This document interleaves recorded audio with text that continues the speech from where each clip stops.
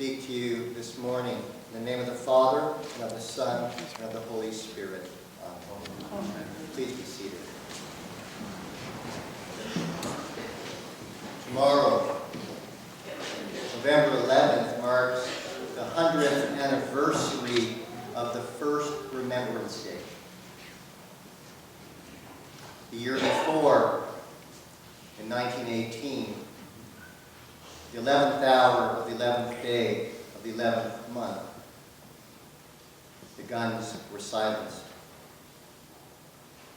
And 4 years of terror and destruction and of waste and of loss were finished.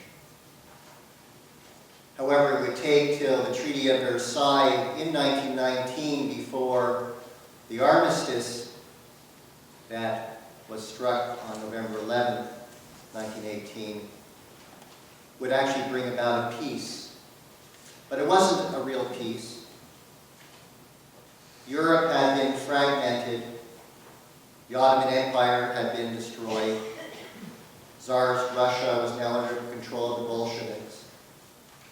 There was much change. There was also the beginnings of movements in Asia with the rising empire of Japan. In the Middle East, promises that were made to Arab countries and promises that were made to Jewish people in Palestine would be held off for many, many years and be the cause of much more tension and war more than half a century later. We focus on November 11th because it was the beginning of a change of how the world understood warfare. Modern technology, the use of weaponry, airplanes, tanks, large navies, all of these would come to play and it would continue to play a role in the next and even worse destruction of World War II. In Canada, we remember, this is our Memorial Day, and for my American friends watching this who celebrate Veterans Day, which is a celebration of all veterans, it's not the same. We remember today's sacrifices, and in 54 Commonwealth countries around the world, as well as France and Poland and other countries, remember those who gave the ultimate sacrifice. We do celebrate and remember those who are currently in the forces, and we give thanks for what they do for our country. But today's about remembering. And in a few minutes, we're going to have an opportunity to stand to hear the last post, to be in silence. We will have an opportunity to remember the sacrifices that not only happened 100 years ago, but that continue today. There are men and women today who die. They don't always make the news, but there are deployments around the world. And there are still deployments in areas of the world where the fight is against terrorism, as we say. And there are those who die from snipers' bullets and IEDs, improvised explosive devices. There are those who die, those who are maimed. And the biggest change that I noticed in the last year or so, and maybe it was there before, the banners we have on Kent Street, on the main street in town here, we have memories of an uncle or a father or a brother, and they're like tributes to those who have served, and they're pictures and the name of the family that remembers them. They're hanging. I've noticed all of a sudden in this city, as well as others, tributes to those in Afghanistan. A much more recent time. And they're not pictures of elderly veterans, but young men and women. War is a terrible time. No one wants war, but sometimes there is a need to stand up and to protect that which we hold dear to us. And sometimes there is evil that needs to be fought against.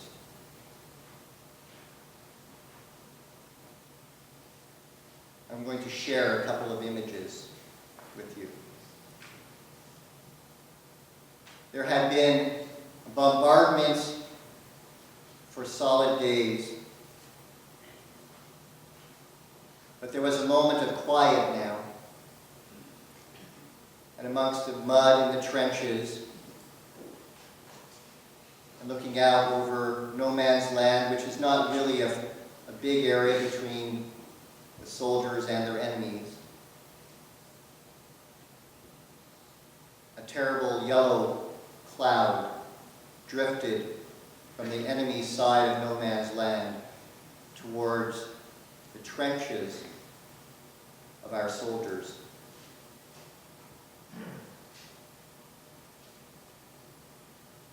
On April 22nd and 23rd and 24th, 1915, at the second Battle of Ypres in Belgium, the Canadian forces were one of the first to experience the terror of chlorine gas. And for 17 days they fought against this new enemy in fear of death and fear that the lines would break, but they held the lines. And during this battle, a couple days into this battle, there was a doctor who was there who was dealing with hundreds upon hundreds of maimed and dead every day through this battle. The battle itself actually lasted quite a long time. But on the second or so day of this battle, this man's best friend died. And he, in a letter to his mother, sent back an impression of what was going on. Because people back home didn't understand. They have this, glorious, for king and country, and let's go and, and fight the Hun. Well, he sent back this letter. The general impression in my mind is of a nightmare. We have been in the most bitter of fights.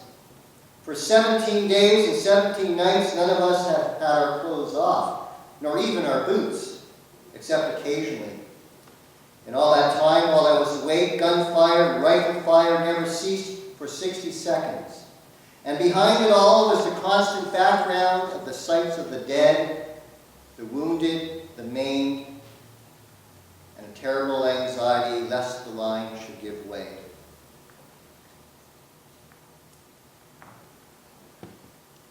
At this battle, the second Battle of Ypres, this doctor had a friend, as I mentioned, died. And he was buried in a makeshift grave, and rough wooden crosses were put up to mark his spot. And this doctor, who already was known a bit as a poet, to try and make sense of this horrific scene of what he was experiencing, penned a poem which will be read in schools across the country and at cenotaphs tomorrow.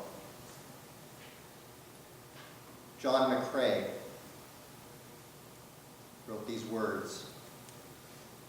In Flanders fields, the poppies blow. Between the crosses, row on row, that mark our place.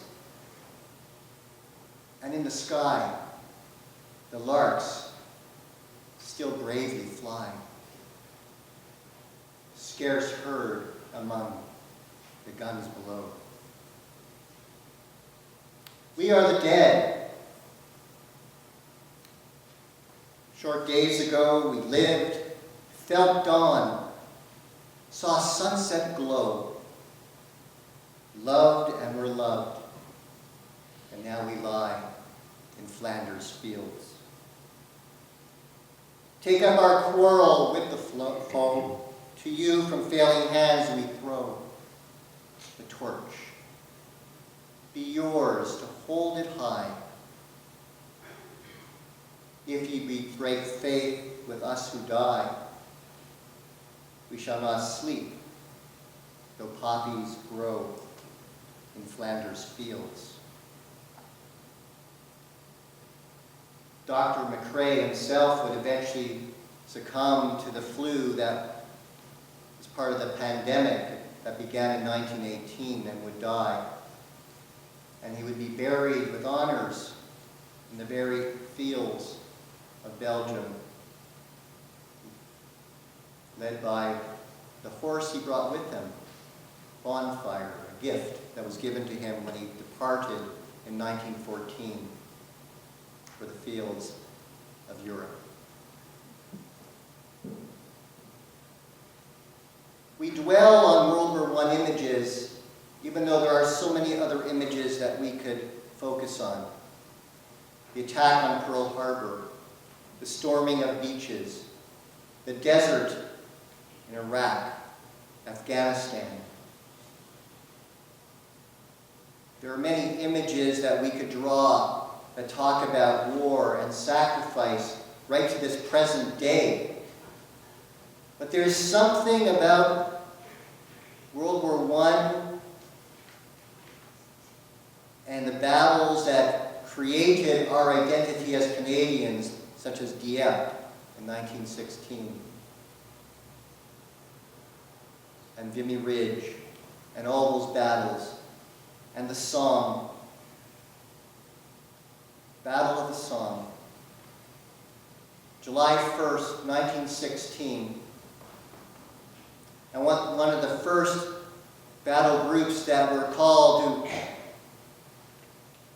climb up the ladders onto the fields at the blowing of the whistle was a regiment from Newfoundland. And the regiment from Newfoundland, which was almost 800 men, all from small villages in Newfoundland. At that time, just over 250,000 people in the whole colony, because it wasn't part of Canada at the time. By the next day, only 68 were alive to answer the roll call. A terrible sacrifice where every village in Newfoundland was affected. And July 1st is actually Memorial Day in Newfoundland. Images of sacrifice, but it's not to keep us held down, but to free us. Because it's through these lives that were given that we have freedom today. We have freedom to worship this morning and to worship whatever way we want. We have freedom of assembly in our country. We can move wherever we want in our country. These were hard-fought freedoms. And that's why we also remember on this day. We give thanks for lives taken. We remember those whose lives were changed forever, who came back different, affected by the terrors of war. We remember families who lost brothers, sisters, husbands, uncles, wives. We remember with gratitude. So today is a mixture of sadness and gratitude for what was accomplished. And again, for those who continue to represent our country in the world. One last thing I want to share with you is about the poppy. And of course, many of us have poppies that we wear to this time. And the poppy, which was made so famous in John McCrae's home in Flanders Fields, represents what this day is all about. And there's a little poem, some of you know this poem, and it's about the poppy's message, or who the poppy speaks for. I speak for our comrades who lie in their graves, who gave up their lives so we wouldn't be slaves.